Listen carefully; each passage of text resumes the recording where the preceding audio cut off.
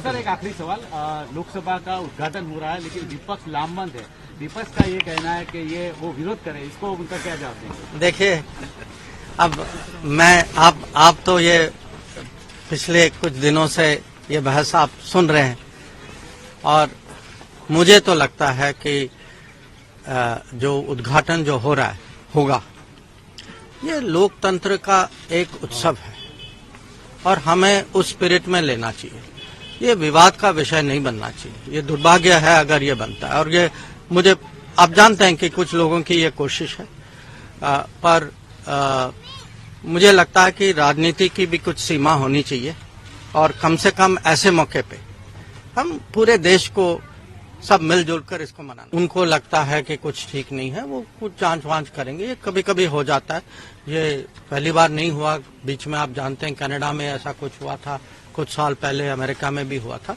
मुझे पूरा विश्वास है कि इसमें जो भी करना है वो करेंगे, पर हम तो चाहते हैं कि जो असली विद्यार्थी जो हैं उनका हित जो है उसको सामने रखते हुए मुझे पूरा विश्वास है कि इसका समाधान निकलेगा। भारत क्या करेगा इसके लिए? हम अभी देखते हैं। देखिए, अभी बात खबर आपको अभी मिली, अब मैं आपके साथ खड़ा हूँ तो मैं आपको थोड़ी कह सकता हूँ कि भारत क्या करेगा। उनका दावा है कि स्टूडेंट वीजा पे लोग नौकरी के लिए जाते हैं, जॉब करने जाते हैं। अरे भाई देखिए, उनका दावा तो होगा, अब कुछ हो, ये नहीं कि सब लोग कर रहे हैं, कहीं न कहीं किसी ने हो सकता है कि कुछ किया हो, तो उसकी जांच होती है ना।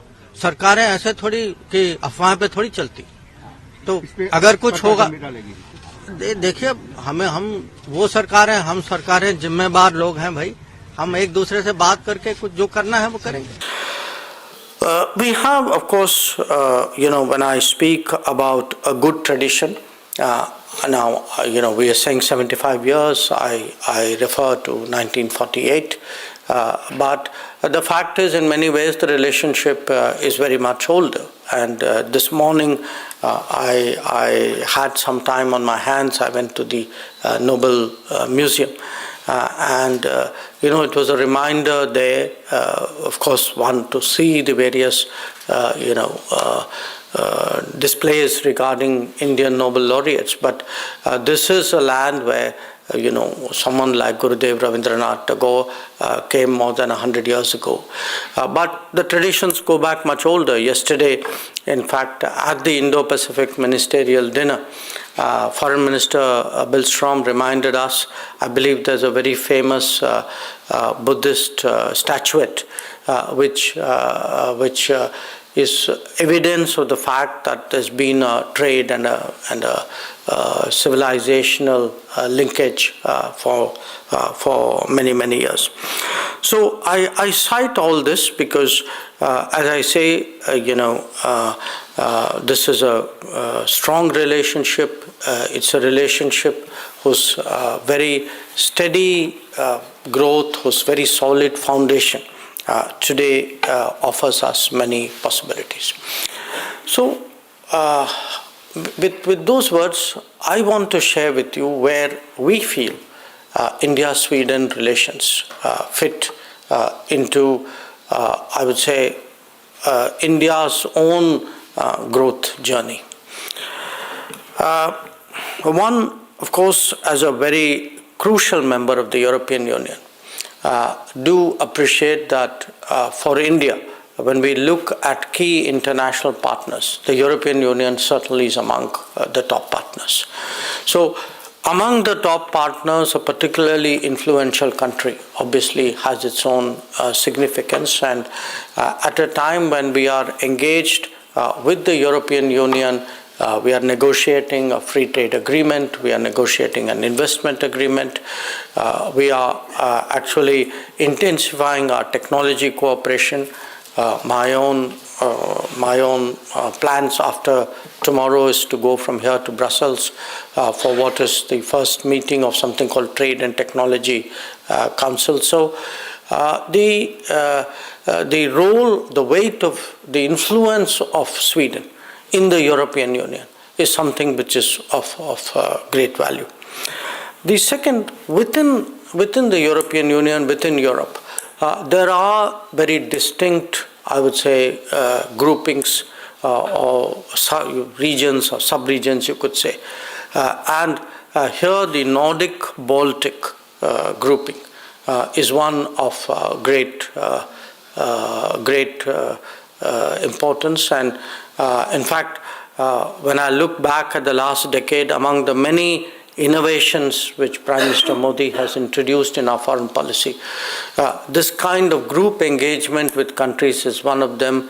We've done it we had a tradition of doing it with Africa, but we're doing it with the Pacific Islands. We're doing it in other regions in South America. But in Europe, the Nordic one is particularly important, and in the coming years, we hope in some way to also try to capture the Baltic countries in association with that. The second is when I look at the kind of challenges that India would confront in its own growth and development. Again, Sweden and its capabilities and its strengths fit in very strongly with that, because when we grew, we will not have the I would say luxury or the kind of freedoms to grow in the manner in which other countries did 20 years ago or earlier. This is an era where climate sensitivity will be very strong. So our growth must necessarily, and I don't say this as a compulsion, I think our growth should, out of choice, be much greener, much friendlier, much softer on the planet. And when we look at that kind of I would say growth characteristic. Here, a country like Sweden, again, the technologies and the practices and the experiences of Sweden will surely stand us in very good stead. Another area where, again, there are very strong possibilities of further collaboration, of course, is the digital domain.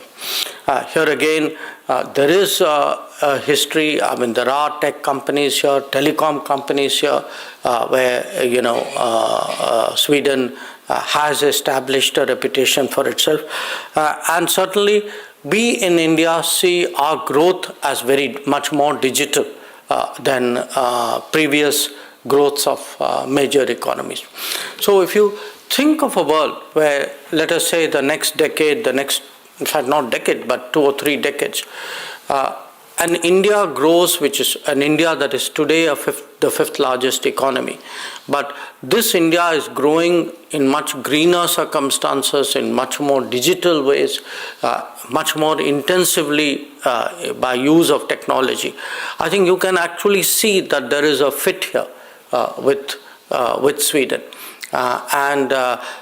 It's important that we explore those opportunities, and certainly in interactions with business, that is something which would be very much a focus base. A third area, and again this is something all of you would empathize with, is that of the world as a global workplace. What is very clear is with each passing year, the demographics of the world